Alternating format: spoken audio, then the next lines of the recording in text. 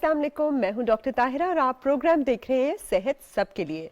जब कोविड के दिन थे ना तो एक डॉक्टर एक स्पेशलिटी ऐसी थी जो सबसे ज़्यादा इन डिमांड थी और वो थी पल्मोनोलॉजी या चेस्ट स्पेशलाइजेशन। मतलब आपकी जितनी भी छाती से रिलेटेड बीमारियां हैं जो कि बेसिकली खांसी, लंग्स, आपके फेफड़े, आपकी जो सांस की नाली है उनसे रिलेटेड है। अब खांसी किसको नहीं होती? खांसी की बहुत सारी इकसाम भी होती है। खांसी एस्थमा या दम्मे की वजह से भी होती है, खांसी टीबी की वजह से भी होती है, खांसी दिल के अमराज से भी होती है। लेकिन खांसी का सबसे कॉमन रीजन हमारे यहाँ कौन कौन से रीजंस हैं? क्या हम सिगरेट बहुत स्मोक करते हैं? क्या हमारा पोल्यूशन है? वो सारी क्या क्या वजूहात हैं जिससे कि खांसी और फेफड़ों के मसाइल होते हैं? उनका इलाज क्या है? उसको कैसे मैनेज करना है? कौन सी टेस्ट है जो आपको कराने चाहिए? चेस्ट एक्सरे तो हम सब करा लेते हैं, लेकिन कोविड के जमाने में बहुत ज्यादा सीटी लंग, ग्राउंड ग्लास अपीयरेंस, हम सब कुछ सुनना शुरू हो गए थे। स्पेशली पल्स ऑक्सीमीटर तो हर किसी को इस्तेमाल करना आ गया था। सब लोग जो है वो मॉनिटर करते रहते थे कि हमारी ऑक्सीजन क्या है। अब हमारी ऑक्सीजन कितनी होनी चाहिए, कैसे सांस लेनी चाहिए और क्या कुछ है करना चाहिए, आज उसको सबको इन डिटेल डिस्कस करेंगे।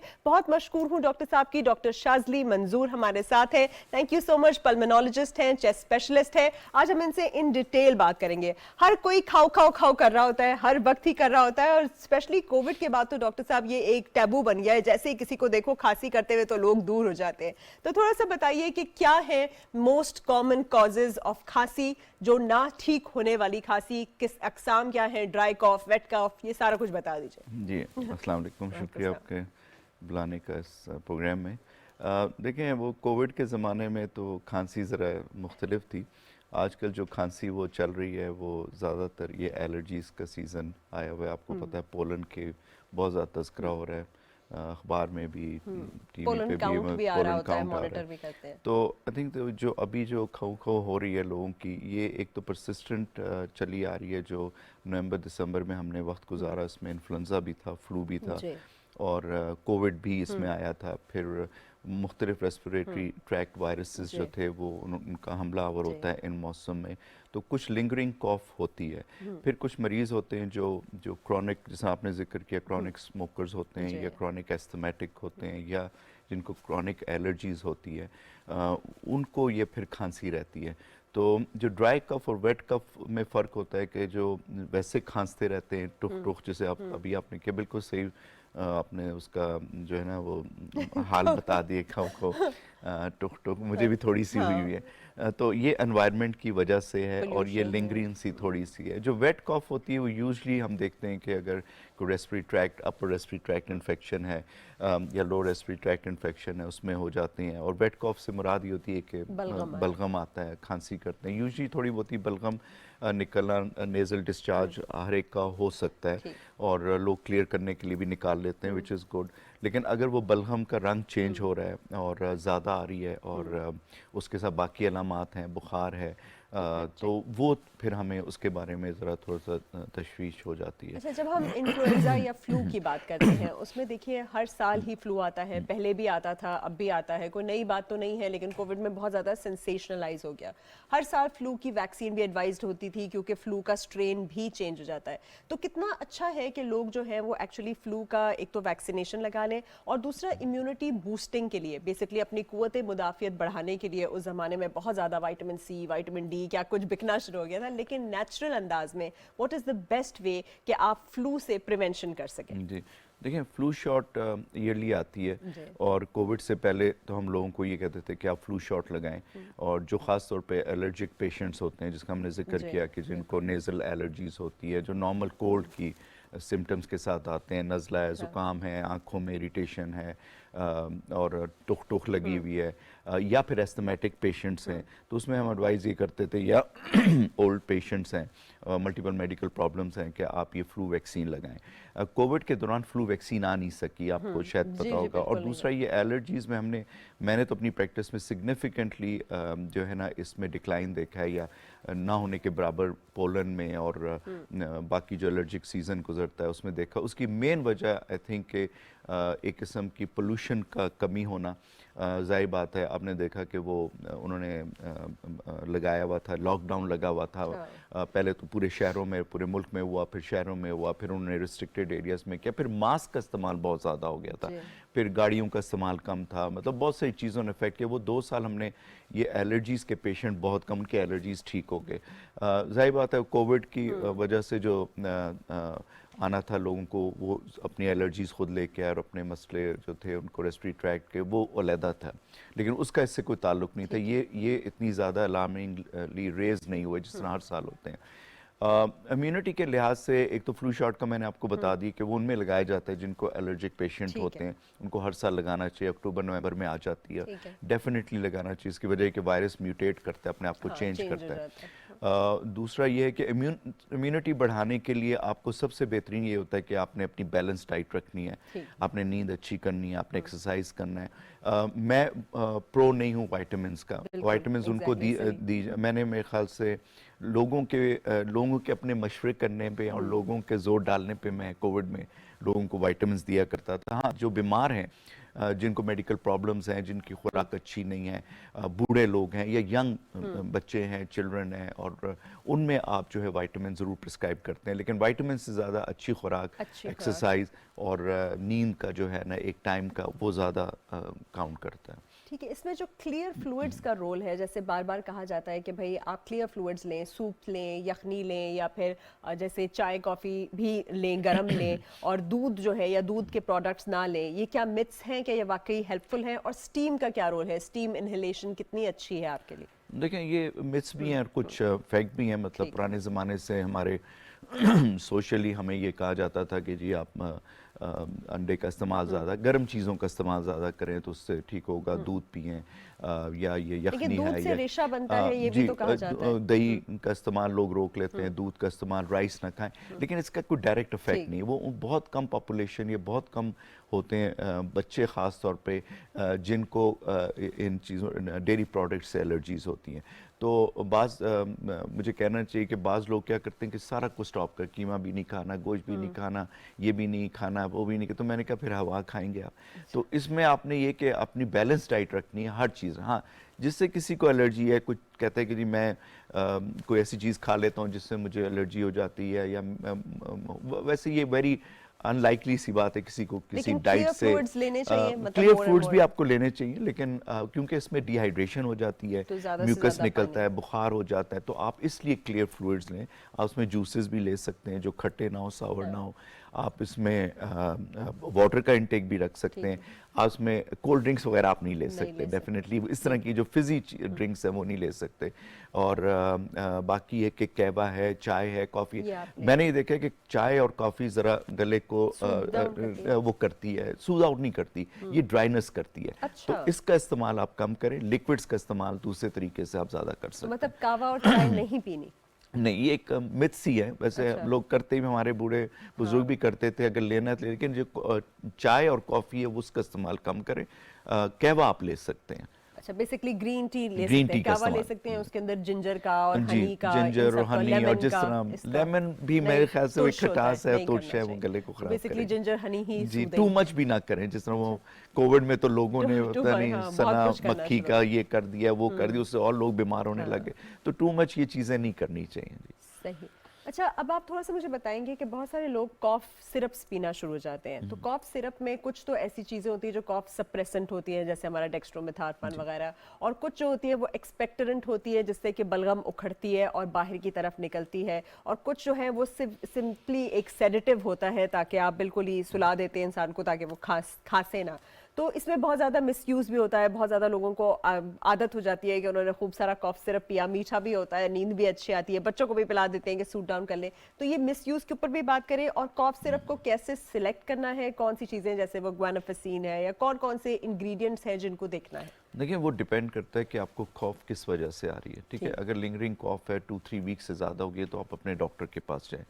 ओवर द काउंटर मेडिकेशन लेने का, कि आपने जिस कहा ना कि शुरू में आपने बड़ी अच्छी बात की कि वेट और ड्राई कॉफ है। अब मरीज जो है या जिसको एलर्जी के सिम्टम्स, उसको तो नहीं पता ये वेट और ड्राई कॉफ क्या होगी, तो वो तो ये करेगा अगर वेट कफ है तो वो उसको बिल्कुल ही ड्राई कर देगा, अगर ड्राई कफ है तो उसको वो वेट कर सकता है और वो फिर और मसले में फंस सकता है। तो ये डॉक्टर का वो है। देखिए कॉफ सिरप कोई इलाज नहीं है, ये आपको सामने का ये सिम्टोमेटिक है और लोग खांसी को रोकने की कोशिश करते हैं। मैं उन्हें कहता हूँ खांसी को आप ना रोकें, जब खांसी रुकेगी अगर वो बलगम है तो वो बलगम आपका एक सिस्टम है जिस्म का उस बलगम को क्लियर करने का, और बलगम में जरासीम होते हैं स्पूटम के अंदर, जब वो अंदर रह जाएंगे तो वो फिर और ज़्यादा इन्फेक्शन कर सकते हैं, नमोनिया कर सकते हैं, तो आप उसको निकालना है। तो हम मरीज़ जो है वो उल्टा भी कर सकता है, तो इसलिए आप डॉक्टर के बगैर पूछे ना करें, उस निज़ाम को ना रोकें।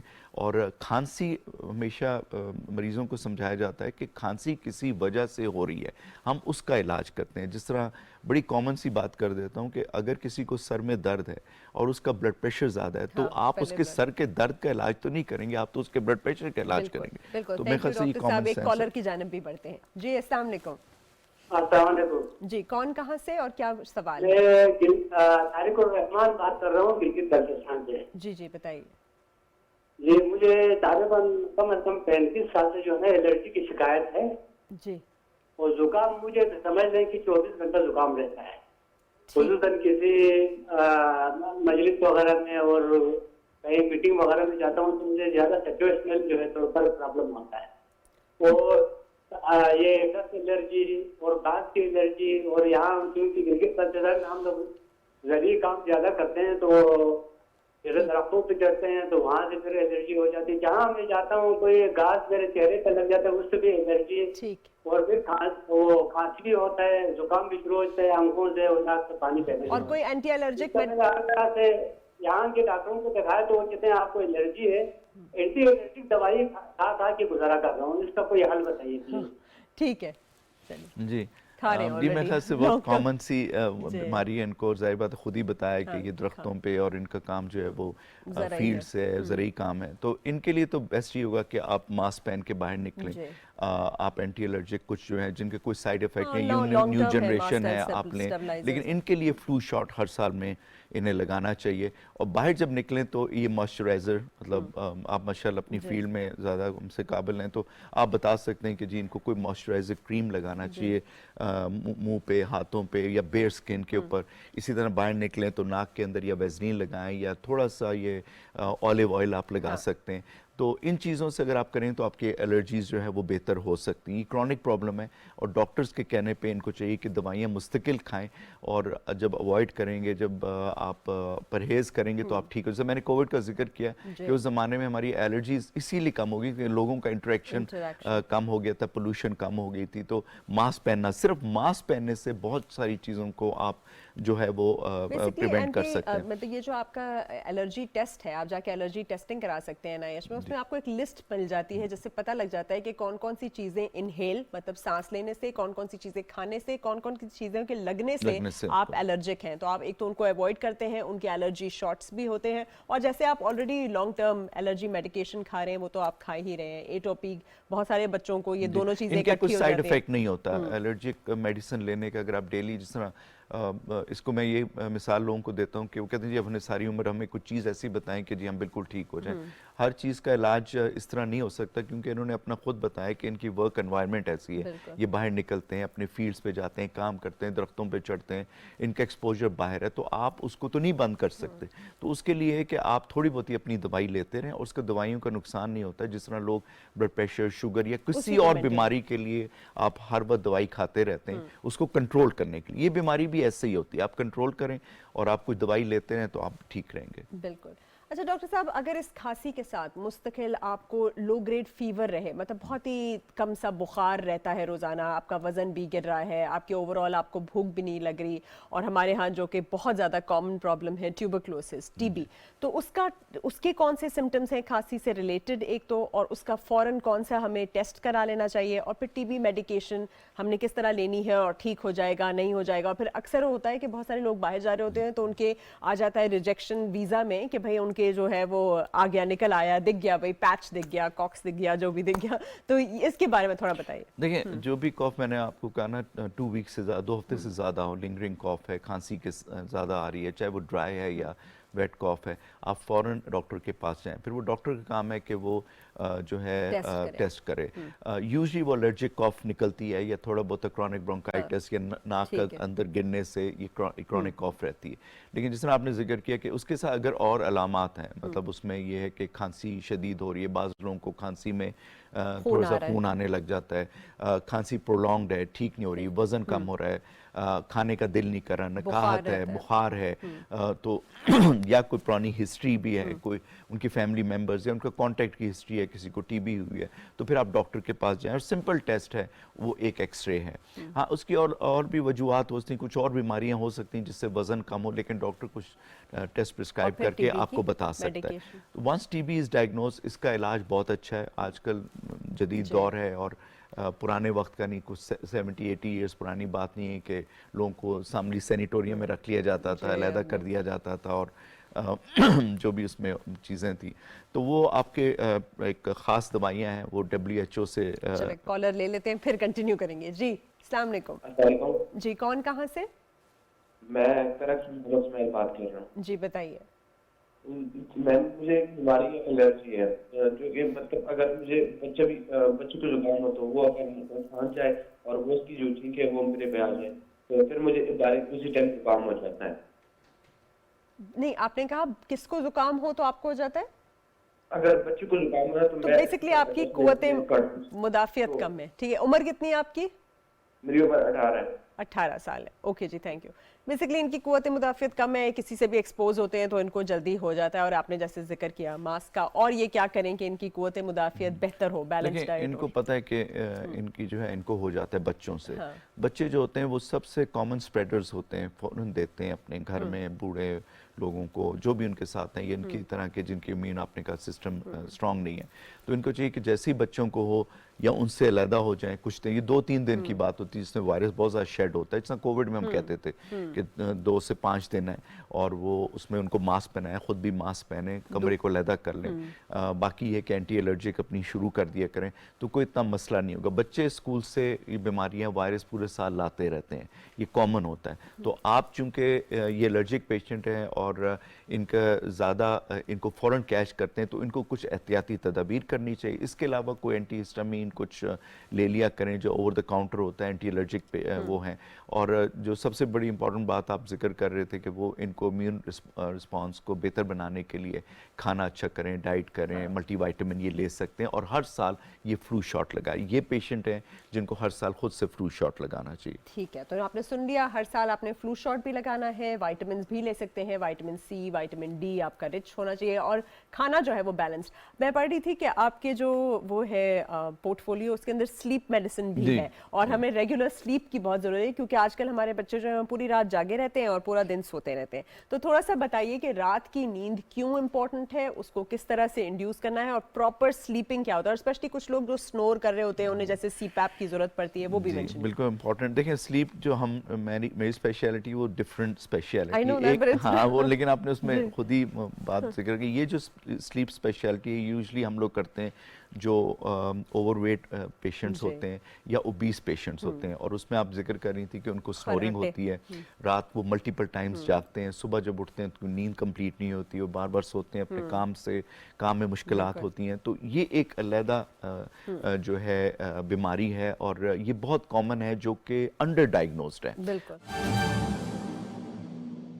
था जिस तरह 9 हलकों में इमरान खान ने कहा कि हर हलके में मैं खुद लड़ूंगा, 33 हलकों में भी ऐलान हुआ कि इमरान खान खुद लड़ेगा, लेकिन जब ये केस जो है, जब इसके ऊपर एफिडेविट्स आ गए इमरान की बेगम जमाइमा के और इमरान के अपने, तो उसकी बुनियाद पर उनको पता था कि अब ये नाअहल होंगे, और स्क्रूटनी के अंदर जो कौमी असेंबली की स्क्रूटनीज हैं वहां पर ये सवाल उठेगा।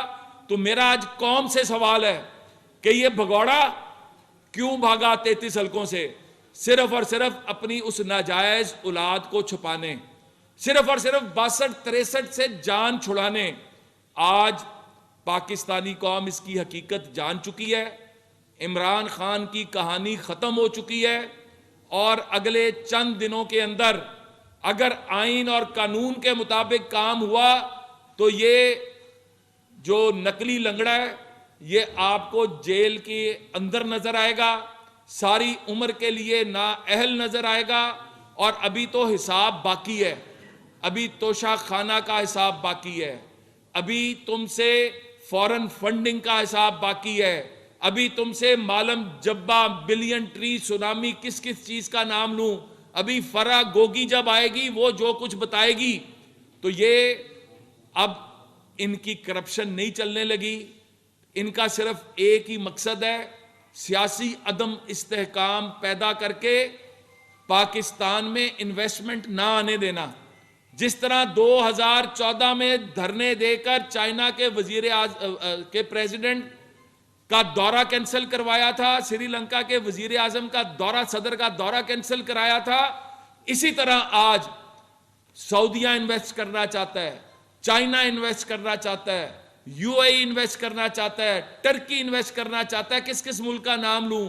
सिर्फ ये जो तमाशा लगाया हुआ है, जो सियासी सर्कस लगाया हुआ है, इनका मकसद ही एक है कि पाकिस्तान में फॉरेन इन्वेस्टमेंट ना आए, जिस तरह इनके 4 साल में नहीं आई थी।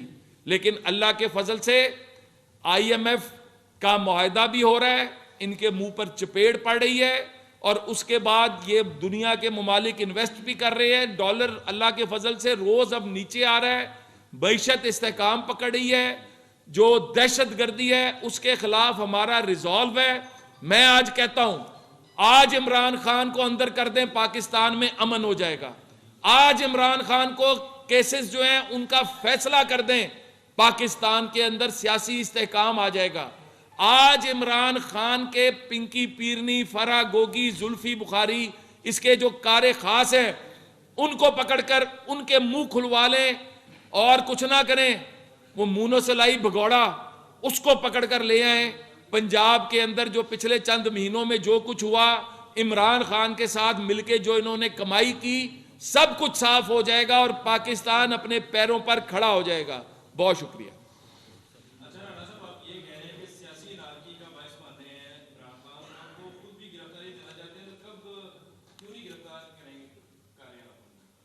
देखें, बात बहुत सीधी सी है। हम लोग हैं आइन और कानून को फॉलो करने वाले लोग, अदारे, हमारा कोई जाती वेंडेटा नहीं है। हमारा सिर्फ एक है कि जिसने पाकिस्तान के आइन और कानून के खिलाफ होके चला है, पाकिस्तान के अदारे उसके खिलाफ कार्रवाई करें। मैं ये समझता हूं कि इस वक्त नैब के अंदर, FIA के अंदर, एंटी करप्शन के अंदर और इसी तरह बाकी इदारों के अंदर जो इनके खिलाफ चल रहा है वो काफ़ी हद तक फाइनल हो चुका है और अगले चंद दिनों के अंदर बड़े लेवल पर आप गिरफ्तारियां देखेंगे। सोने की कीमतें और डॉलर की कीमतें तो बढ़ रही हैं और आप कह रहे हैं कि मॉरिशस में बेहतर हो गई है, किस बुनियाद पर कह रहे हैं? जो शुमारियत का अदारा है वो कह रहा है कि 30% में महंगाई बढ़ गई। देखें, पहली बात तो ये है, एक चीज़, आप सब पढ़े लिखे लोग हैं और हमें रिसर्च करके आगे चलना चाहिए। हमें यह देखना है कि 2018 तक का पाकिस्तान जो हम देकर गए थे, जो हमसे छीना गया था, वो कहाँ पे खड़ा था। आज मेरा मुतालबा है, मियाँ नवाज शरीफ साहब के 4 साल की हुकूमत और इमरान खान के 4 साल की हुकूमत का कंपैरिजन करें, बाकी सब कुछ छोड़ दें। आपके सामने दूध का दूध और पानी का पानी हो जाएगा। हालात कब ख़राब होते हैं? जब मियाँ नवाज शरीफ साहब को ज़बरदस्ती नाअहल किया जाता है, जब सियासी अदम इस्तेहकाम पैदा किया जाता है, फिर डॉलर बढ़ना शुरू होता है, फिर महंगाई की लहर आना शुरू होती है। और इमरान खान के दौर के अंदर ये जो कहता है कि जी मुझे तो करने ही कुछ नहीं दिया जाता था, तो तुम वहां पर करने क्या बैठे थे? तेरे फुफे दी हुकूमत से कि तू चिमड़ के बैठा रहे। अगर तुम्हें नहीं करने दिया जा रहा था तो हिम्मत पैदा करते और कहते कि मुझे नहीं करने दिया जा रहा, मैं इक़्तिदार से बाहर आ रहा हूं, तुम अमर हो जाते। तुम एक झूठे आदमी हो। तुमने नैब को इस्तेमाल किया सियासतदानों के खिलाफ। तैयबा गुल नामी खातून जनरल बाजवा ने नहीं रखी हुई थी, तुमने रखी हुई थी, प्राइम मिनिस्टर हाउस में तुम्हारी कस्टडी में थी, और उसके जरिए जावेद इकबाल के जरिए तुम मन माने फैसले करवाते थे। तुम रोज की बुनियाद पर सियासतदानों को उठवाते थे और कम से कम 200 दिन के लिए अंदर करते थे। वो 200 दिन कम से कम 600 दिन हमजा शहबाज, 400 दिन शहबाज शरीफ, शाहिद खकान अब्बासी, ख्वाजा साद रफीक, सारे हंसते हुए बाहर आए। राना सनाउल्ला, मुनशियात का केस, सजाए मौत, हनीफ अब्बासी उम्र कैद, हर कोई हंसता हुआ बाहर आता था। ये 2-2 दिन के लिए जाते हैं और धाड़े मारकर बाहर आते हैं। तो ये जेल नहीं भर सकते, ये जेबें भर सकते हैं, ये अवाम को झूठे तसल्लियां दे सकते हैं। तो इसलिए पाकिस्तान के अवाम का भी फैसला है कि जेल भरेंगे, लेकिन उनसे जिन्होंने जेबें भरी हैं। राणा साहब ये बताएं कि इस वक्त मुल्क में हुकूमत किसकी है? मरियम नवाज उस हुकूमत को नहीं कर रही, वो कह रही हमारी हुकूमत तब होगी जब नवाज शरीफ आएंगे। तो ये नवाज शरीफ की हुकूमत है या शहबाज शरीफ की हुकूमत है? किसकी हुकूमत है? पहली तो बात है जी, देखें ये पीडीएम की हुकूमत है और पीडीएम की हुकूमत मियां नवाज शरीफ साहब की तायद से है।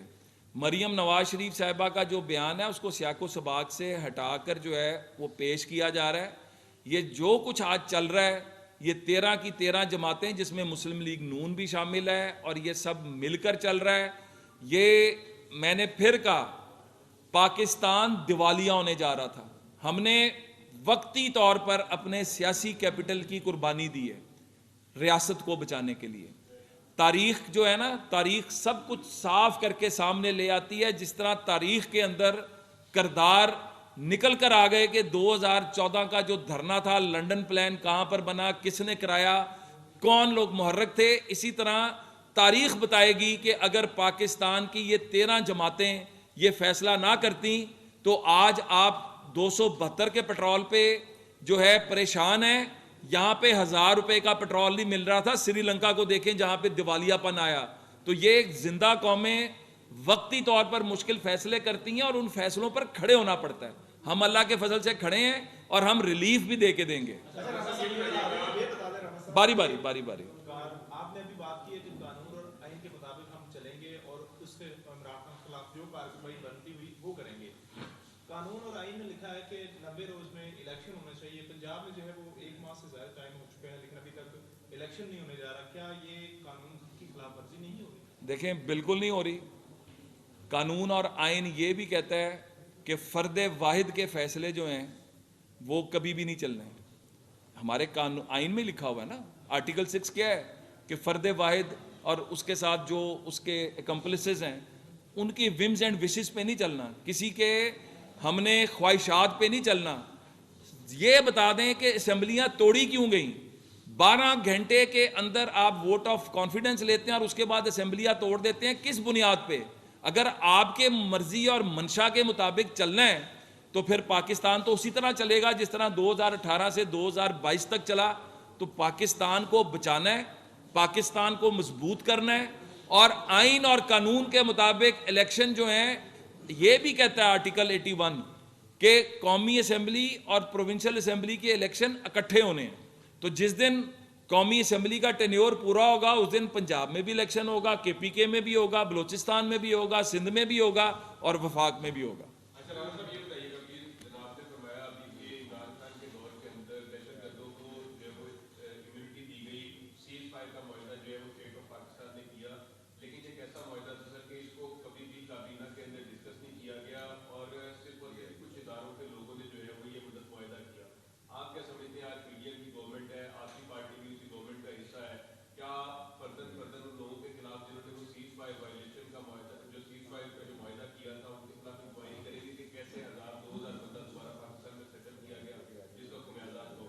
देखें, अगर आप देखें तो पहली दफ़ा है कि कौमी असेंबली के अंदर मिसिंग पर्सनस के ऊपर ना सिर्फ कार्रवाई भी हो रही है, वो लोग जिन लोग जो पर्सनैलिटीज़ उसमें इन्वॉल्व थी उनके खिलाफ कार्रवाई भी हो रही है।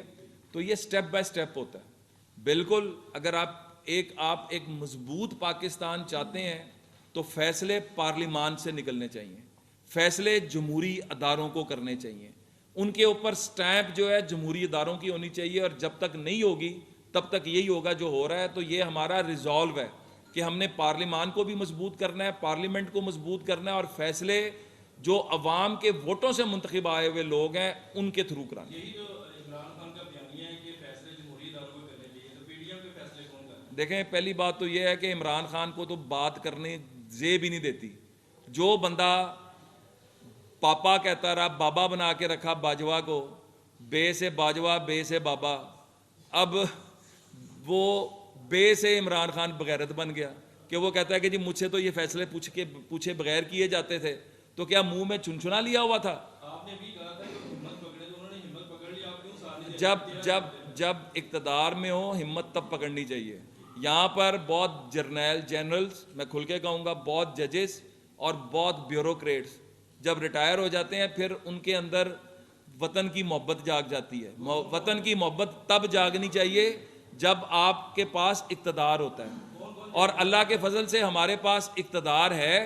हम तमाम चीज़ें आइन और कानून के मुताबिक करेंगे और कौम को दिखाएंगे। बहुत शुक्रिया।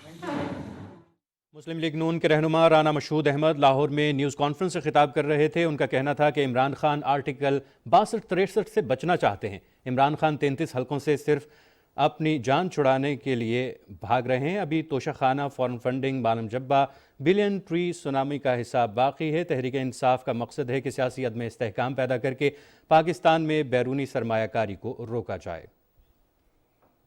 PTV ताज़ा तरीन से अब तक के लिए इतना ही।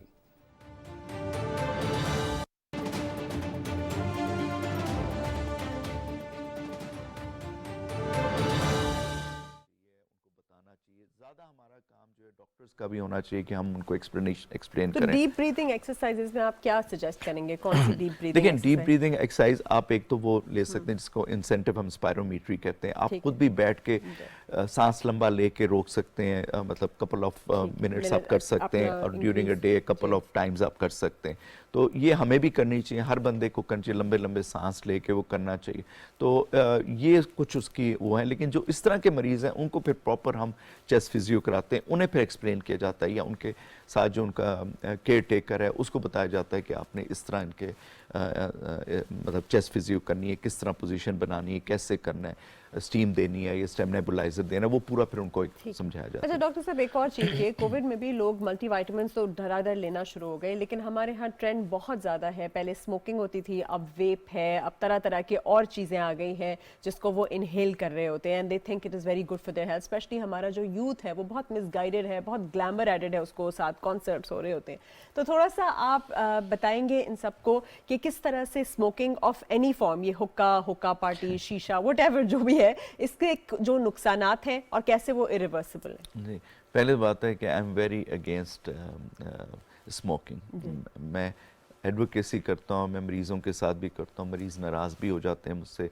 लेकिन देखें, स्मोकिंग मतलब एक ऐसी चीज़ है जो आपकी हेल्थ को डिस्ट्रॉय करती है, और आप एस्थमेटिक बन सकते हैं, आप COPD जिसको हम क्रॉनिक ऑब्स्ट्रक्टिव लंग डिजीज़ हो सकता है, नमोनिया से उससे होते हैं, क्योंकि आपने अपना जो डिफेंस मैकेनिज्म है वो ख़राब कर दिया होता है।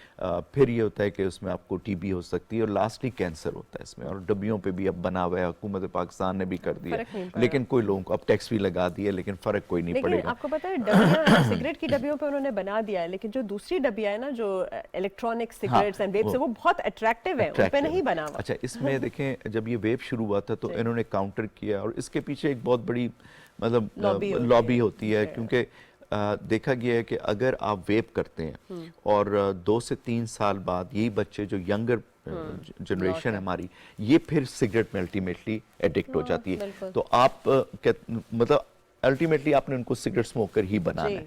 दूसरा, वेब से अमेरिका में हमारे पास तो रिपोर्ट इंडियन पेशेंट आते रहते हैं, यंग जनरेशन में बहुत सारी डेथ्स ऐसे हुई जिनके लंग्स डैमेज हुए, जो बिल्कुल कोविड के तरह से थे। तो मेरा ये वो है कि आप एक एडिक्शन से दूसरे में नहीं जा सकते, आपको वो भी एडिक्शन है वो आपको रोकनी है, चाहे वो किसी भी फॉर्म में हो। भी तो उतनी ही डेंजरस है ना, चाहे वो शीशा हो, चाहे वो वेप हो, हुक्का हो, या कोई ऐसी ये क्या कहते हैं, सिगार हो, पाइप हो, या व्हाटएवर फॉर्म यू स्मोक, इसमें 200 से ज़्यादा इंग्रेडिएंट्स ऐसे होते हैं स्मोकिंग में कि जो कैंसर करते हैं, कार्सिनोजेनिक होते हैं।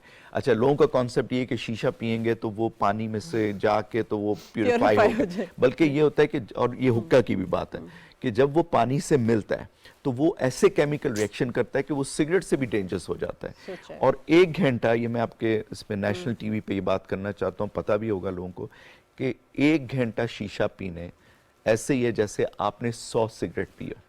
उफ, प्लीज सुन लीजिए, जो बहुत कूल आपको लग फिर रहा मैं है बता वो रहा कितना हूँ नुकसान कि 1 घंटा शीशा, हुक्का तो हमारे यहाँ गांव में पीते हैं, शीशा पीने से जो शीशा बार्स हैं और जिसके अंदर ये बैठे होते हैं, बंद बंद स्पेसेस होती और हैं वो एक सबके और सब होता है बैठे कि होते वो हैं। स्मोकिंग छोड़ दें, जो हाँ, पैसिव स्मोकिंग है, पैसिव, पीना 100 सिगरेट पीने के बराबर है। तो आप बताएं कि आप 1 घंटा जब पी के निकलेंगे और फिर वो जो पैसिव स्मोकिंग ले रहे हैं उसका तो जिक्र हम नहीं कर रहे, तो आप बताएं अपने जिस्म को कितना नुकसान पहुंचा है।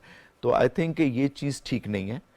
वैसे भी आपको इससे क्विट करना चाहिए, कोई और हेल्दी एक्टिविटीज करें, हमें नौजवानों को बताना बिल्कुल, चाहिए इसके अलावा बहुत सारी हेल्दी हाइकिंग है, रनिंग है, ट्रैकिंग स्पोर्ट्स है, करें। क्लाइंबिंग है। हाँ, हमारे ज़माने में हम लोग, अब तो ये नेट आ गए हैं तो ये बैठ के हम लोग तो स्पोर्ट्स करते थे, घर में आए बैग फेंका स्कूल से और सारा दिन रात तक जो है हम खेलते कूदते रहते। तो ये अब नहीं है, अब आप या तो इस पे आ गए, ये जो अपने ये बना लिया है जो मेटावर्स में ही हाँ, रहते हैं हर वक्त। मेटावर्स में रहते हैं, ना दोस्तों का ख्याल है, ना स्पोर्ट्स का है, ना कुछ है, तो इससे हमें बाहर निकलना चाहिए, हेल्दी एनवायरनमेंट में रहे।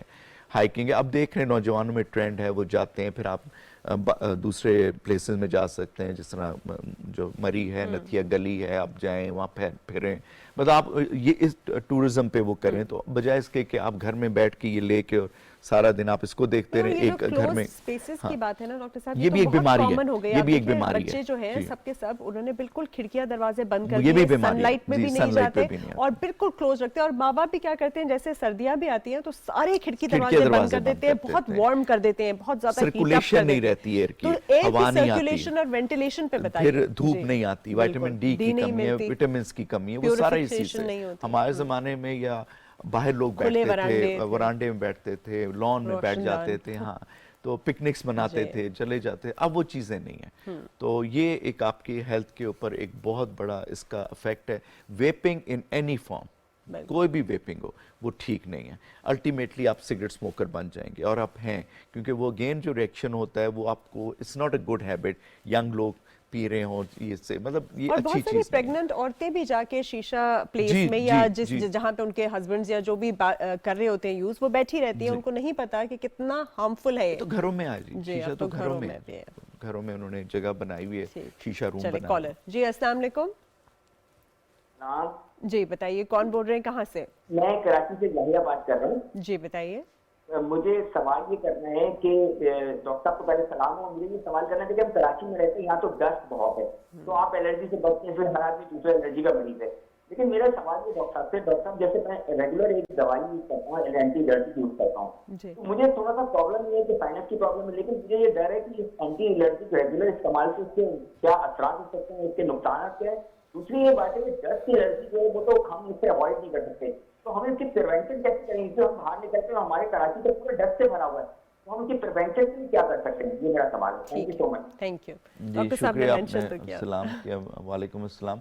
आपका सवाल बहुत अच्छा है। ये एक आम सा जो है वो है, कराची में भी है, डस्ट तो हर जगह, पोल्यूशन है। जो मैंने अभी जिक्र किया कि जो आप एंटी एलर्जिक ले रहे हैं और वो ये न्यू जनरेशन एंटी एलर्जिक हैं, इसका आपके ऊपर कुछ साइड इफ़ेक्ट नहीं होता। वही बात की कि जिस तरह ब्लड प्रेशर है, शुगर है, या कोई दिल की बीमारी है या कोई और बीमारी है, लोग उसके लिए दवाई मुस्तकिल लेते हैं, सारी उम्र लेते हैं। हमारे वालदा को जब हमने इंसुलिन लगानी मैंने शुरू की, तो बहुत सारे लोगों ने एतराज़ किया कि जी इंसुलिन से लोग मर जाते हैं। तो मेरी वालदा तो मतलब ठीक है, उनकी फौतगी हो गई, उनकी मतलब उनको जन्नत में जगह दे वो, लेकिन वो उस इंसुलिन से तो नहीं फौत थी, बल्कि इंसुलिन देने की वजह से उनकी शुगर काफ़ी अर्सा कंट्रोल रही और बाकी कॉम्प्लिकेशन से बच गई। तो अगर ये दवाई आप ले लेते हैं और इसी एक दवाई से आप ठीक रहते हैं, तो इसमें कोई हर्ज नहीं है। हाँ, जहाँ तक डस्ट का है, आप अनफॉर्चुनेटली डस्ट को तो नहीं कंट्रोल कर सकते। उसका ये कर सकते हैं कि जब आप ऑफिस के लिए निकलें, आप मास्क पहने, मैं तो कहता हूँ डबल मास्क पहने। उसमें भी कंट्रोवर्सी है कि जी ये मास्क पता नहीं कार्बन डाइऑक्साइड कर लेती है, इस तरह होता है। तो सबसे पहले मैं इधर ना बैठा होता कोविड में 2.5 साल हमने लगाया है। तो आप मास्क पहन के निकलें, गाड़ी में आपने वो एयर सर्कुलेशन फैन ऑन करना है और बाहर की हवा को अंदर ना आने दें। इसके अलावा एयर प्यूरिफायर्स आप घर के अंदर यूज कर सकते हैं, अपने ऑफिस में रख सकते हैं। बाहर के एनवायरनमेंट में आप कोशिश करें कि मास्क ना निकालें। जब आप बाहर जाएं किसी अच्छी जगह, पार्क या आपको यार जाए तो आप निकाल सकते हैं, वो कोई मसला नहीं होता। जिस दिन हवा, आंधी, तूफान ज़्यादा हो, उस टाइम डस्ट बहुत उठती है, पोलन उठते हैं, तो वो आप उस दिन ज़्यादा एहतियात करें। इसके अलावा ऐसी जगह, हर जगह तो खैर डस्ट नहीं होगी, कोई इलाके ऐसे भी हैं, कोई पार्क ऐसे भी हैं जिसमें आप आराम से जा सकते हैं, तो कुछ सोसाइटीज़ अच्छी बनी हुई हैं जो आप कर सकते हैं, बीच पे जा सकते हैं। तो आई थिंक थोड़ा सा अपनी ज़िंदगी को अपना मॉडिफाई अगर कर लें तो आप नॉर्मल ज़िंदगी गुजार सकते हैं, ऐसी कोई इशू मुझे नहीं लगता। बिल्कुल, और जैसे घर के अंदर भी झाड़ू वगैरह ना दें, आप वैक्यूम मॉप करें करें, या मॉप करें, वैक्यूम करके मॉप जो होता है, जो पोछा होता है गीला, वो बिल्कुल, करें। बिल्कुल। और साथ एयर प्यूरिफायर जो है वो भी यूज कर सकते हैं, Excellent। फिल्टर्स जो होती हैं, एयर जी। फिल्टर्स, वो लगा सकते हैं। हमारे ज़माने में तो एक वो खस की वो हाँ, होती वो थी, लगाई वो भी जाती लगाई जाती थी, उससे भी काफ़ी प्यूरिफिकेशन होती है। और अगर आपके पास मास्क नहीं है तो कोई भी कपड़ा एटलीस्ट जो भी है आप उसको कवर करके जा सकते हैं, ताकि आप उसको इसमें जितना मैं हो सके ऐड avoid करता करें। जाऊं, आपने बड़ी अच्छी बात की कि पोछा लगाना, झाड़ू का कॉन्सेप्ट पुराना था, जी। उससे डस्ट उड़ेगी, आप उसको इनहेल करेंगे। और दूसरी कुछ हमारे यहाँ नाम मैं नहीं ले सकता, लेकिन हम ऐसी चीज़ें घर में यूज़ करते हैं जो मॉस्किटो रिपेलेंट होती हैं, बिल्कुल, वो जो मच्छर मक्खी, या coils उसके वगैरह लिए भी, कॉइल्स हैं, या वो sprays स्प्रेज हैं, हैं, या ये किचन या ये वॉशरूम्स को क्लीन करने के लिए एसिडिक हम चीज़ें वो अपने घर में इस्तेमाल करना आप बंद कर दें। पोछा इज़ वेरी गुड, वो जो सिर्फ आप कोई भी चीज़ को गीले- साफ करना हो, सबसे बेस्ट वही होता है। तो ये थोड़ा सा आप करेंगे तो मेरे ख्याल आप नॉर्मल ज़िंदगी गुजार सकते हैं। बिल्कुल। अच्छा, हम लंग कैंसर की भी बात करते हैं, क्योंकि लंग कैंसर भी इतना प्रेवलेंट है और इसकी बहुत कम बात की जाती है। तो थोड़ा से लंग कैंसर के भी अलामात बताइए जो कि दूसरे कैंसर से थोड़ा सा डिफरेंट हो। मतलब हम जानते ही हैं कि वजन का तेजी से गिरना, भूख का ना लगना, मुस्तकिल खांसी रहना या बलगम में खून आना, ये सारा कुछ तो है। और ऐसी कौन सी चीज़ें हैं जिस पे लोगों का रेड फ्लैग होना चाहिए कि भाई अब we have to go for investigation, और वो कौन से टेस्ट हैं जो लंग कैंसर को डिफाइन करेंगे? अच्छा, आपकी बात का वो मैं थोड़ा सा उससे कंट्राडिक्ट करता हूँ कि क्योंकि मेरी ये फील्ड है, मैं बहुत लोगों को लंग कैंसर देखता हूँ, ऑलमोस्ट डेली कोई ना कोई आता है, तो ये बहुत ज़्यादा प्रेवलेंट है। अब ज़ाहिर बात है अगर आप पॉपुलेशन में उसको डिवाइड करेंगे तो वो हमें कम नज़र आएगी, लेकिन नहीं, मैंने कहा बहुत ज्यादा है, बात कम है। बात कम है, ठीक है, हाँ, सॉरी, बहुत ज्यादा है, मैंने कहा सबसे कॉमन है, पर बात कम उसकी है। वजह ये है कि हमारे तक लोग पहुंचते नहीं हैं, गांव में भी होते हैं।